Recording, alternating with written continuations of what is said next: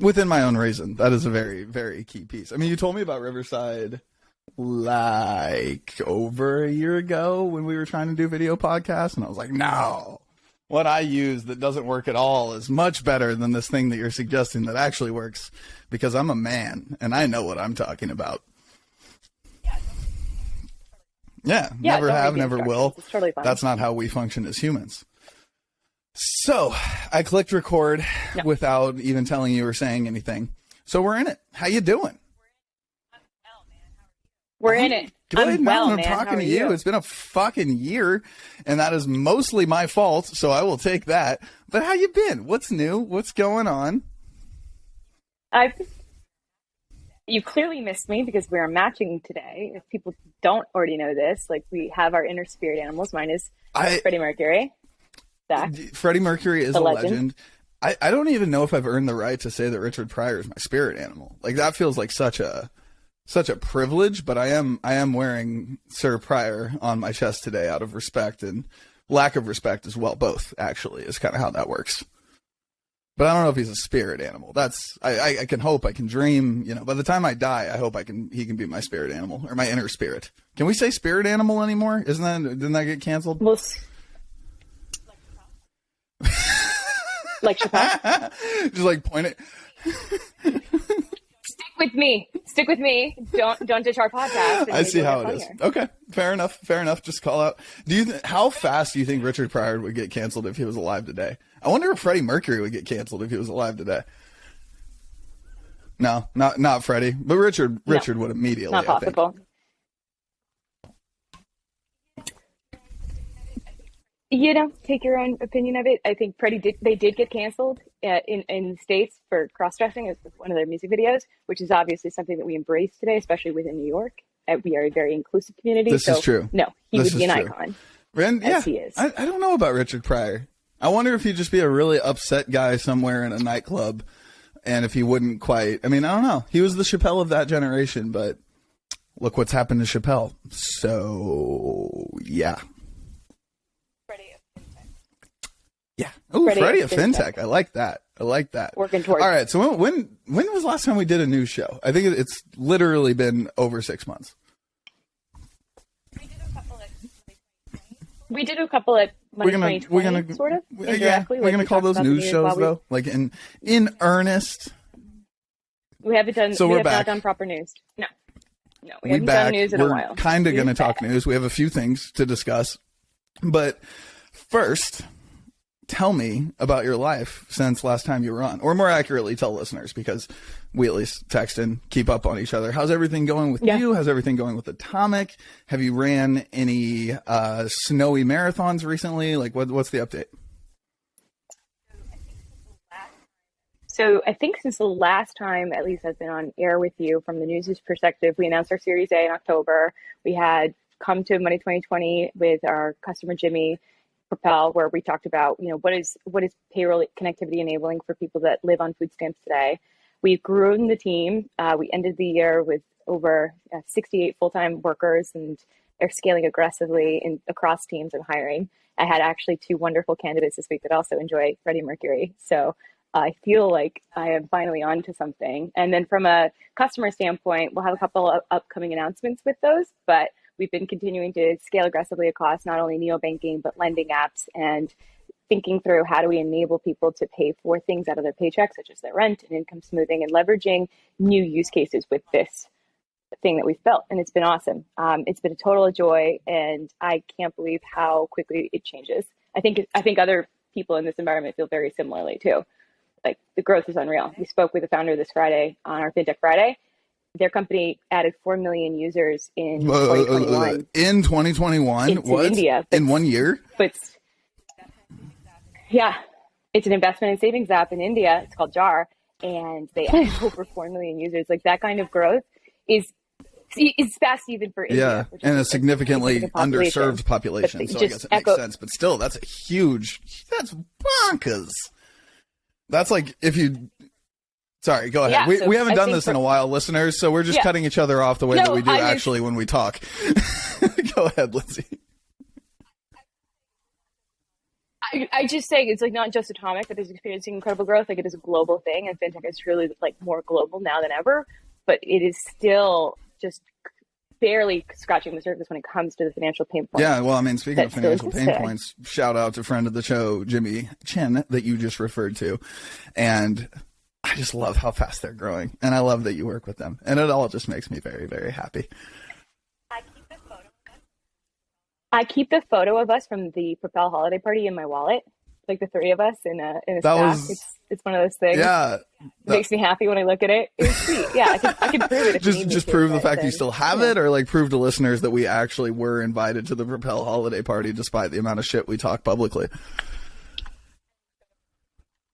We did. And we showed up we did. That was hilarious. So this is for listeners. We were very much so, parents. Which is hilarious because Jimmy is definitely older and more established, smarter, and everything else than me. And I'm not sure if he's younger than you or not. We just won't talk about it. But that was hilarious. He was on the front page of the New York Times that day. I went through 4 different Hudson presses to try and find one single copy of the New York Times. I asked multiple NYPD officers how to find a copy of the New York Times. There it is for video listeners or video watchers. If you're watching this on YouTube, you saw that. If you're listening, then you're just going to have to trust us. But it took me an entire day to find a single New York Times in Manhattan. It was bonkers. And now I have it and it's totally disheveled and you can barely see the picture of Jimmy, but we got it and we were there and it happened. I blame my older brother for that. So he was a part of the digital team at the New York Times, and his job was to grow digital subscriptions. And he did a really good job because now he's at NBC doing like digital product for them. But that is my brother's fault, who lived in New York. He lives in New York still, but worked for the Times.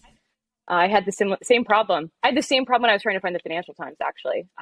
When Miles wrote about neobanking and referenced my research on the category, I couldn't find a Financial Times. When I found one, I bought several, though, to avoid that problem, because I figured over the years. Well, yeah, I mean, I'm glad I just happened to be in New York that day, because if I was in Kansas City, I don't think I could have. I mean, in Quick Trip or gas stations or something, maybe I could have found one, but I don't think there's any way I would have actually been able to find one. Also, speaking of that, what do you think of this whole Wordle acquisition thing? Do you think it's the end of Wordle? Have you been following this? No.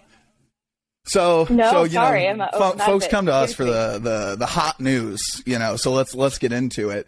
Wordle was purchased by the New York Times for, hold on, he grabs his keyboard and types in Wordle. I'd probably spell it like Squirtle, to be honest. Acquisition, I don't know if the number is public. New York Times buys Wordle. Ironically, it's a New York Times article. Nope. No, just says that it grew really fast. Listeners, if anybody's out there and knows how much that acquisition was for, please let us know. Yeah, they're just talking about user numbers, millions of users. Wordle was played more than 500 million times last year. Yeah. No numbers, though. What is Wordle? What are you not on Twitter? Ugh, this is like the conversation we were having about NFTs the other day, where I was like, Lindsay, we're going to have to get you caught up here. So I've never played Wordle, but people will not shut the fuck up about it.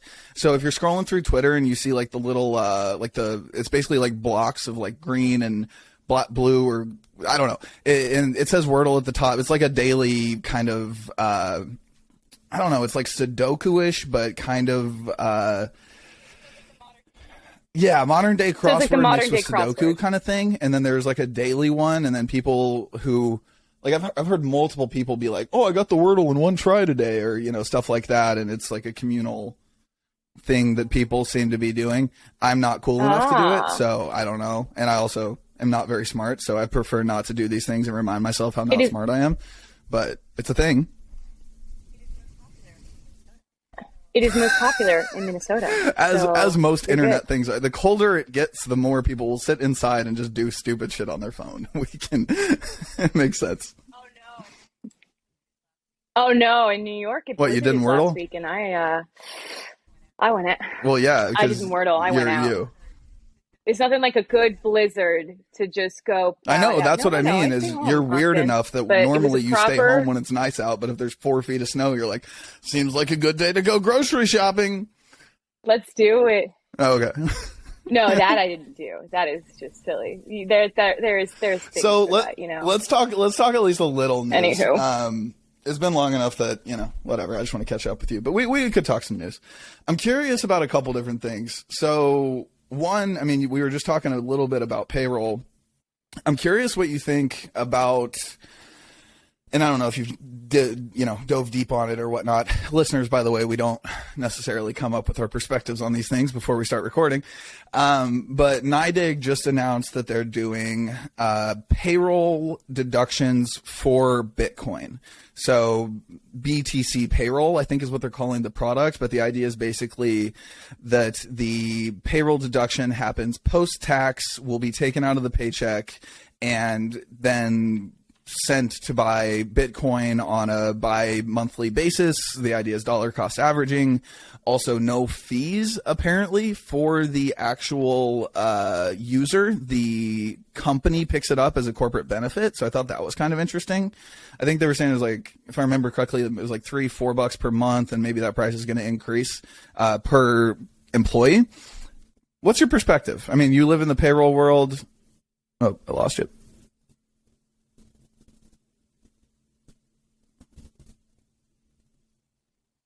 Whoa, sorry. You're good. You're good. We're totally back. Froze. You froze. You're back. Yeah. So you were mentioning the new product that NYDIG rolled out this week has initial traction with Q2, MVB, and potentially others, but this isn't the first. It's not a novel concept. It's just more so a broader point of access to it. My curiosity is kind of we've talked about ways in which you can do this. Like, how does the product actually work? And like, what is the ecosystem of players that you need to enable this? Because there's not going to be a one size fits all model. Like Atomic full disclosure works with Coinbase on this, such that the consumer can fractionally put part of their paycheck in this. But there are other elements of the ecosystem. I like this concept. Take me back. Sorry, I don't want to interrupt, but take me back a little bit. So this already exists in terms of like your ability to like take money and put in Coinbase every 2 weeks, or what do you mean? I wouldn't say that. I think it's in early stages and early innings. Like, right, we've just seen a couple of major figureheads getting paid in crypto. There's been celebrities. There's special contracts. I mean, it's funny, like Drew Brees. Like, we also have, people in politics, the mayor of Miami. Like, these are people that are making a stance in it. But when you say, is this a thing? No, it's not broadly accessible to the broad swath of the population. It's in early innings, and the idea of offering it as a benefit is very neat. I have a conversation on it next week with one of our advisory board members, so I will let you know when I know a little more. But we're just getting ahead of the news because it did get announced this week. Yeah. So do you think that some of this, you and I live in a world, right, where the answer is generally there but not widely distributed, right? We live in this like we are paying attention to this one company that has 8 users that could take over the world and solve all the problems we've ever seen, but distribution isn't there yet, right? So do you see the employer angle as a way, not even just for Bitcoin or just for kind of like crypto adoption, but do you see employer as a distribution channel that will actually, I don't know, kind of move that needle in terms of the financial health of the U.S.? Because, I mean, we talk about this shit so much, but the distribution channel and the distribution is always the problem. And you and I know about these things, but, the average person that the company was designed to help fix generally kind of has a hard time finding it. I have personal reservations about the employer getting more involved in your financial life. Yeah. Because like in the US, healthcare is coupled with employment. I think it needs to be decoupled. Like that is, but now you have it getting even worse as a result of this global pandemic. Your healthcare records are going to live in potentially your payroll system. The payroll system has a field for whether or not you are vaccinated. Like it's getting worse, if not better. But wow. I mean, I hadn't thought about that. That scares the shit out of me. It was one of the first things I thought about, actually, as I was packing my computer at CB Insights to go home, because there's these new, systems at buildings, especially within New York, like heat sensors. They're taking on. Yeah. Like, this is healthcare data.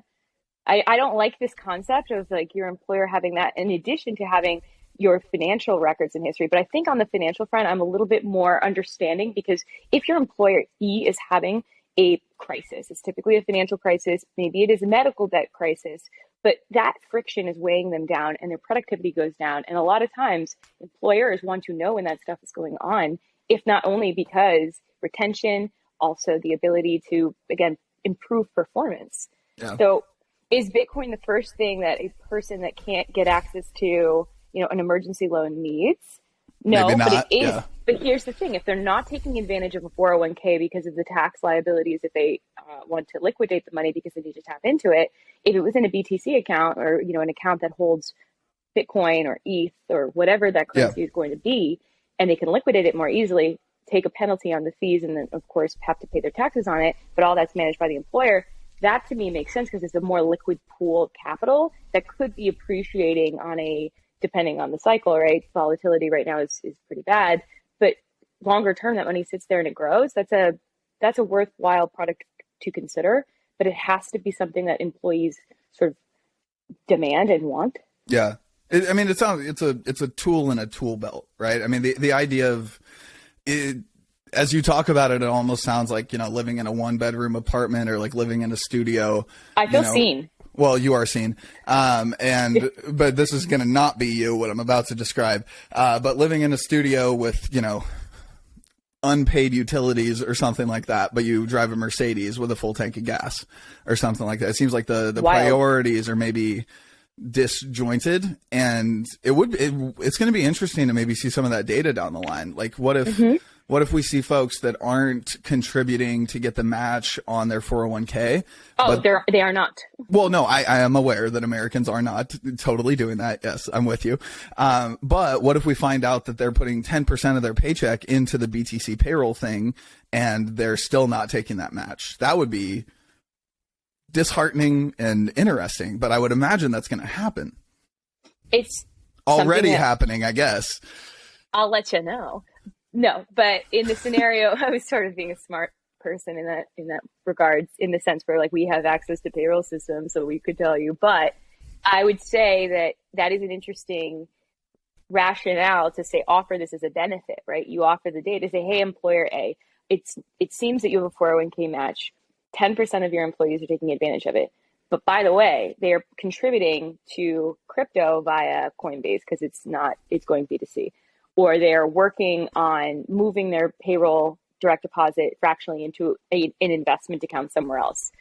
This is a unique insight that if you have that system data, you can say, hey, your utilization would be much higher if you offered more flexibility in your portfolio of investments that can be deducted from the paycheck.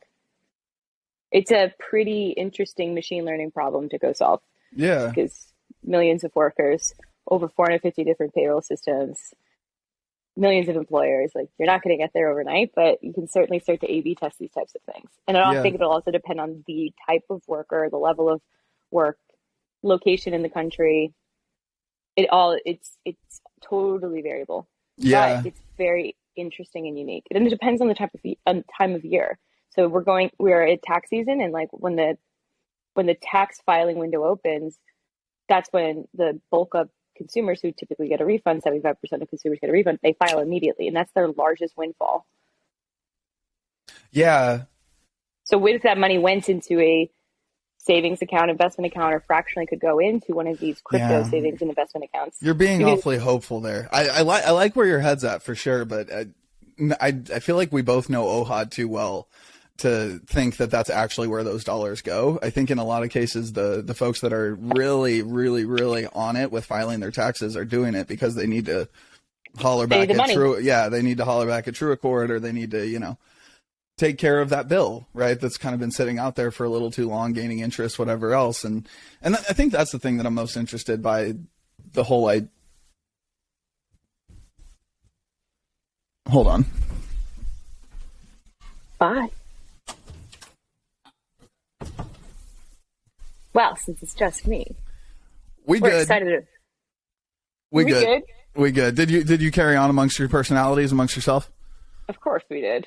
Good, good. I didn't want to have to edit that out. By the way, listeners, this is now the unedited, unprepared news show so that Lindsay and I actually keep doing it because I am a bottleneck and I'm horrible at editing, and we're just going to start putting these puppies out. So the whole thing? Are we doing the video too? Oh, we're doing the whole thing, Linz. We're doing the whole thing. Unless you have any major compunctions about anything you say, we're doing the whole thing. I'm very online. All right, we're making this happen. So I guess my last thing on this one, thinking about the NYDIGs of the world, thinking about also the Alto IRAs of the world, and then thinking about the Fidelities of the world, I wonder at what point we see Fidelity, who is the 401k provider. I mean, granted, there's a lot of others, but they are winning by a long shot. When do they offer something like this? And is that a regulatory issue? Or are they waiting for something in Washington to happen so that they can feel comfortable doing that? It feels like this whole NYDIG conversation quickly gets just like punted off to the left if one of the incumbents decides this is a priority, or if they could figure out how to do it pre-tax, which brings me back to DC. But still, it's fascinating. Well, there's two. I think the NYDIG thing is happening at the point of payroll versus the Fidelity thing is happening potentially all year round. But yes, paycheck by paycheck. On the investment front, Fidelity has been part of building out, broader incumbent adoption of Bitcoin and being able to invest in this. What was that differentiator there? What did you mean by that? What did you mean by like year round versus? I'm saying like savings and coming out of your paycheck, and you can make allocations to your 401k. Most people don't. If you don't do it, if it's not auto enrolled, a lot of consumers do not do that. Oh, totally. Yeah. So, Are there people in the world that just suddenly decide to twice a year put money in their 401k? You do?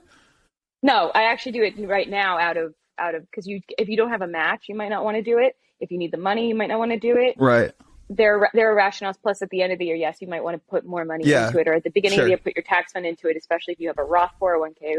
So that way you can have that money make money for you over time without having to pay as much in retirement. It's all dependent on like the end consumer, right? Yeah. Like their financial.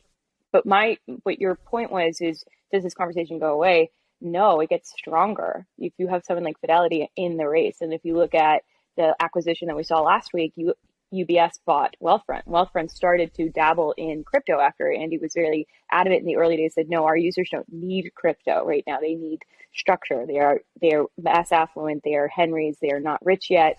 And then he goes into it. So it's a more dynamic portfolio in that you're only putting a sliver of it into crypto as a diversification mechanism rather than like this is your retirement account, right? Like your Coinbase is your retirement account.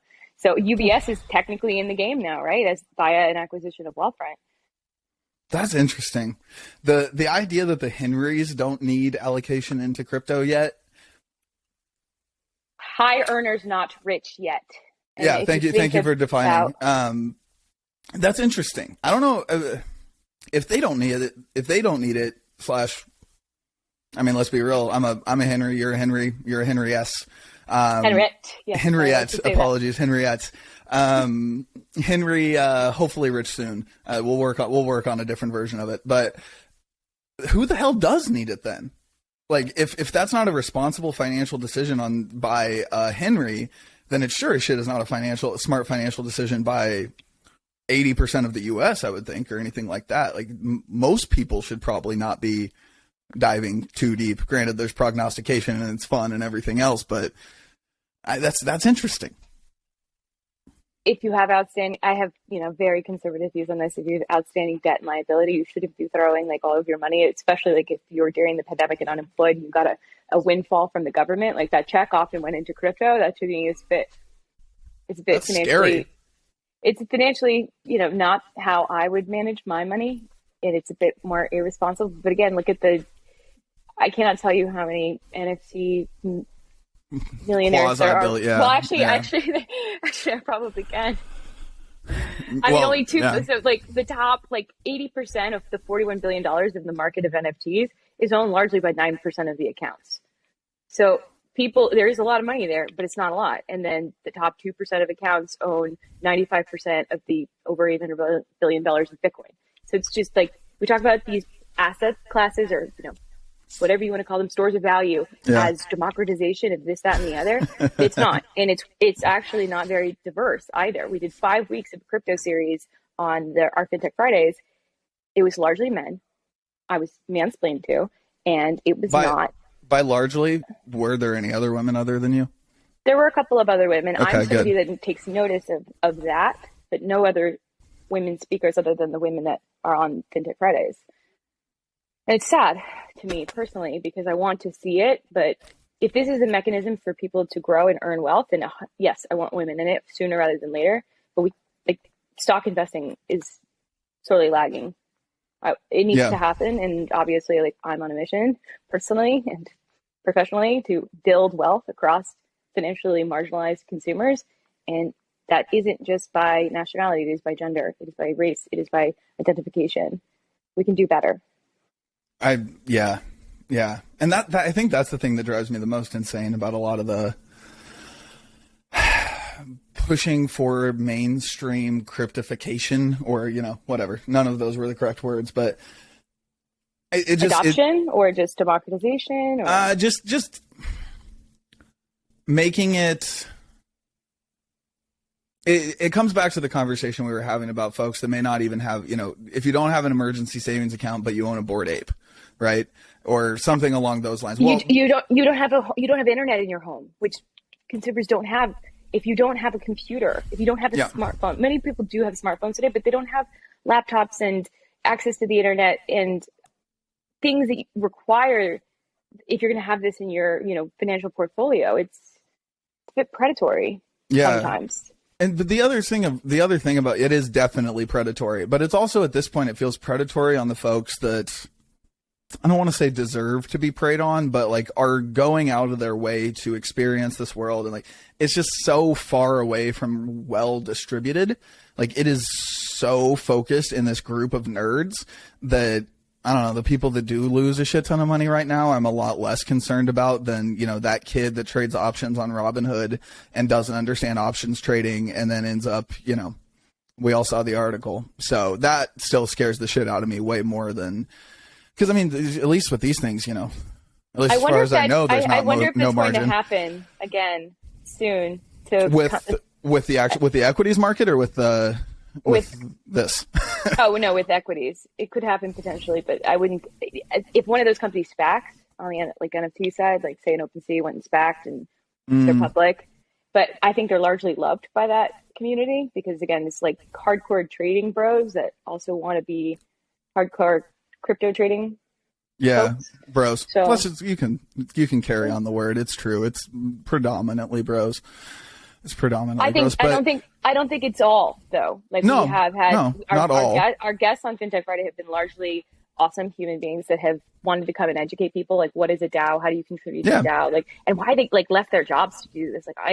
It was pretty I got excited about it because in the scenario where I left my own job just because I was passionate about building something. It is pretty awesome, but having the financial buffer to go do that for a couple months is, very, very important. Yeah. I was thinking about what you just said about OpenSea, and did you follow that story about, actually there's been a couple of them where folks have had insider trading? No, having NFTs stolen, but now I'm curious about what you're referring to.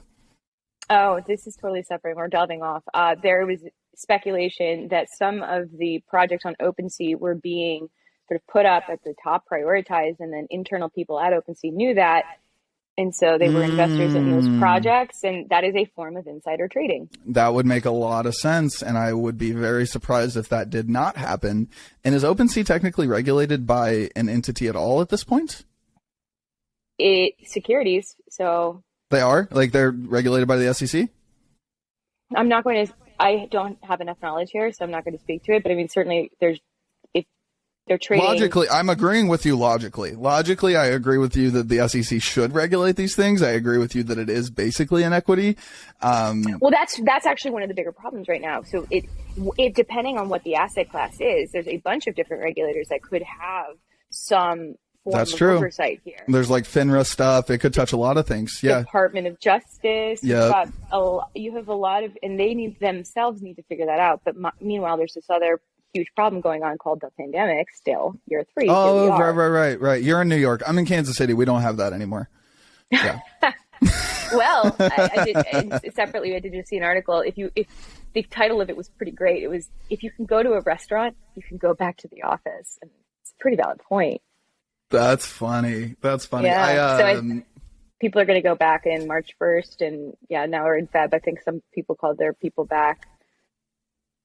It's going to be interesting to see how that goes. I'm even thinking that this is like a debate that we need to have at Money 2020 this year or something about about this subject. I think a lot's going to change between now and October, but I actually got forwarded an article this morning from a power that be at the organization I was just referring to, from a guy named Chris Skinner that was writing something about basically the juxtaposition of how some of the world's going 4-day work week, come into the office when you want, your dog can come instead of you and we give you dog insurance. I don't know. Just all the way to that. Bolt went to a 4-day work week. We could talk about that later. I don't know if you saw that amazing Twitter thread. But... No, I didn't. I did. Yeah. Put a pin in that. I want to see that. I want to get the Lindsay download on that. But the whole reason why this listeners came up, and we don't go down these crazy rabbit holes for a reason, when I said we're talking about the crypto regulation space, then I'm like, well, the pandemic is still going on. As a result of the pandemic, people have been living on moratoriums in terms of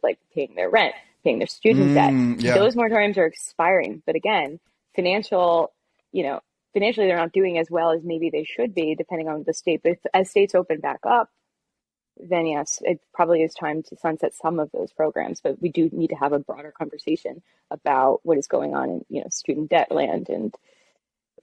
But again, their minds are focused on these two large problems. Meanwhile, there's a lot of undertows that get ignored, but there's only so many resources. There are only so many people there, right? Yeah. CFPB has an aggressive mandate right now. They're looking into BNPL. They're looking into earned wage access. They're BNPL, buy now, pay later, just being fair.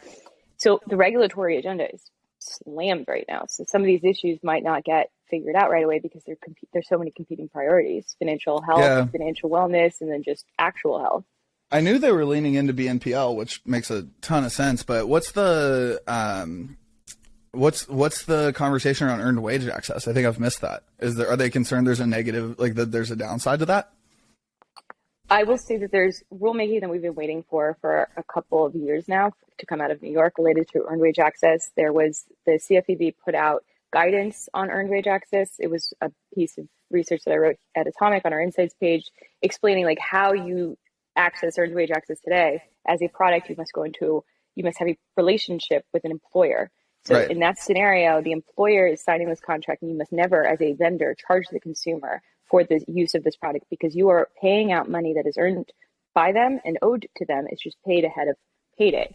Now, the reason why it has to go through the employer is because somebody has to be on the hook if the scenario where the employee actually, wasn't employed anymore or was advanced money, you can't go after and collect it from anybody. And so that was pretty impactful. It came out in December of 2020. We've seen the CFPB change over. So in terms of what's going to happen there, I can't tell you. I'm not clairvoyant, but I will say it is an election year, and that Chopra is certainly very, very adamant about consumers' rights in terms of financial protections, but it has to be something broadly that employers want and his constituents want in the scenario where it might not get solved this year, but it's certainly something. They have put out a bunch of letters around accessing, information on fees and fee structures and how are these products being offered. I think they will look broadly at the B2C companies. It's not quite earned wage access, but it's early payroll, right? Somebody is doing, income smoothing in advance of payday. Dave offers you up to $200 in between paychecks, or and it's doing earned wage payouts. Yeah. Be very particular about the language, as I am, in the scenario where you are misrepresenting your product and service, and then that is confusing to a consumer, and then you know exactly where that's going to end up. The complaints database. Yep. Which you do not want. Yeah. That's funny. I am clearly, very, very clearly not referring to any company that has been named in this podcast or ever. And I am not thinking of a single company in my head, but it is very interesting the way that the term membership has replaced payday loan in some really interesting ways. Like Okay, a little bit at least. I wrote a newsletter about this. We talked about this. Of course you did. Yeah, this is just how our conversations go. Tell me about your clairvoyantness. If it's not FDIC insured, it's not a bank. Great. So you can't use the word bank. You have to call them members. Oh, you wrote this about, is it Eco or Echo? How's that pronounced? Echo? Are you talking about the ESG bank? No, I was just speaking. Oh, you were just writing that in general? I think Alex Johnson did a whole bit on that about Eco, because they're like this spend management thing where they're like savings management thing. Did they get slapped? They're in the flow of funds, but there's no FDIC insurance. So they're just kind of like a router, from what I understand. I need to dig into it more. They've raised a shit ton of money and they're growing really fast, and I should know the answer to this. I have a goddamn fintech podcast. Why don't I know what I'm talking about, Lindsay?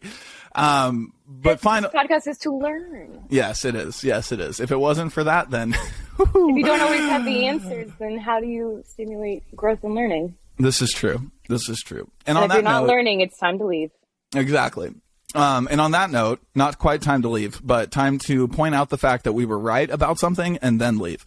You and I have been texting about our conversations that we've had about overdraft fees and how that has led to a number, yes, our conversation is what led to all of these banks dropping overdraft fees right and left.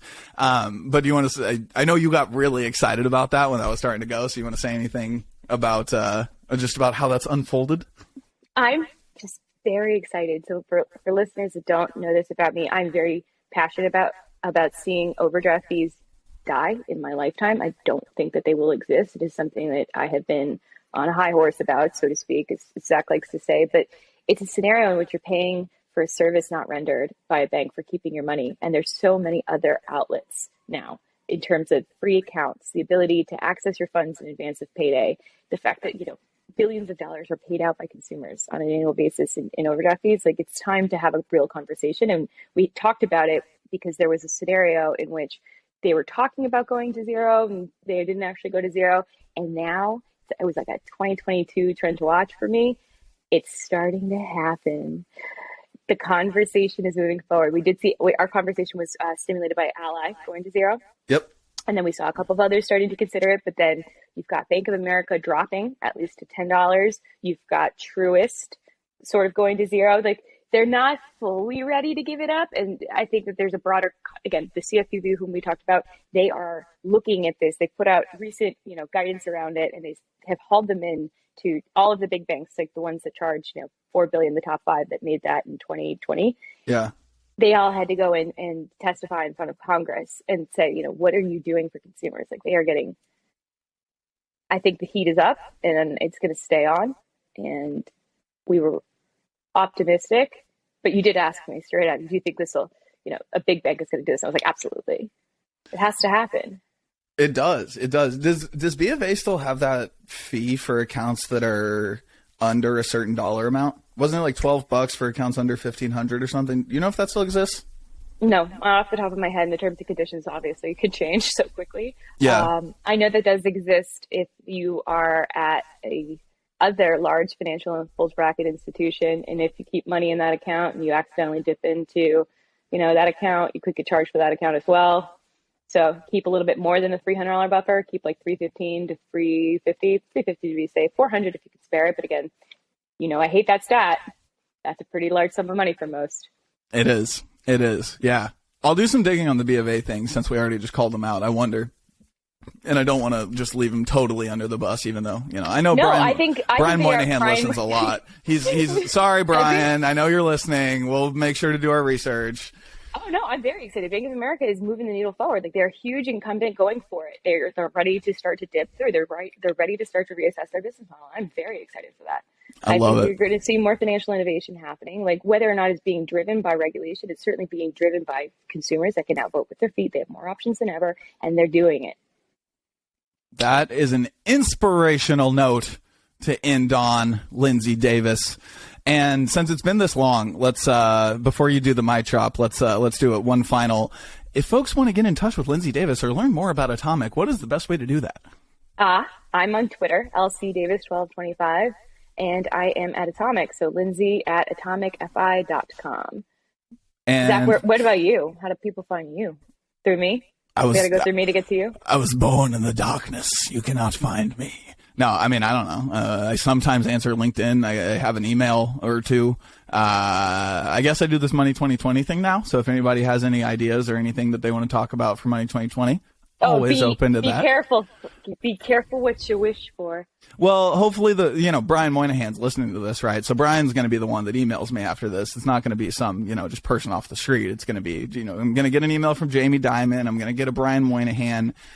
And then, we'll see what we can do. Hang out with me. You're fun. You're fun. Brian's a nice guy. Used to work for him when I was at Merrill. Not as fun to grab a drink with, No offense, Brian. Again, like I said, I know you're listening. He's going to show up in Kansas City tomorrow. I cannot wait. Actually, he was at one point in my life, he was actually a bit of an inspiration to me. I mean, B of A is an organization, but when I did work at Merrill, I was impressed by some of the ways that he handled a few things. That's my positive statement for the day. He's a good leader. I think he is. He's kept the firm afloat during a pandemic and probably during other financial hardships, and his members overwhelmingly are retained customers. It's an iconic brand in financial services. Granted, they're making improvements. I think improvements don't happen overnight. We know the industry moves slow, but everyone's coming to the table to have the conversation, and I'm excited about it. Me too. All right, LD. Until next week, homie. We'll have to. Yeah, I know. Next week, Thursday. right? I'll be in the Keys at a wedding. Oh, of course you will. Of course you'll be in the Keys in a wedding. Always the bridesmaid. Oh, and then we can let's cover that next week. Always the bridesmaid, never the acquired.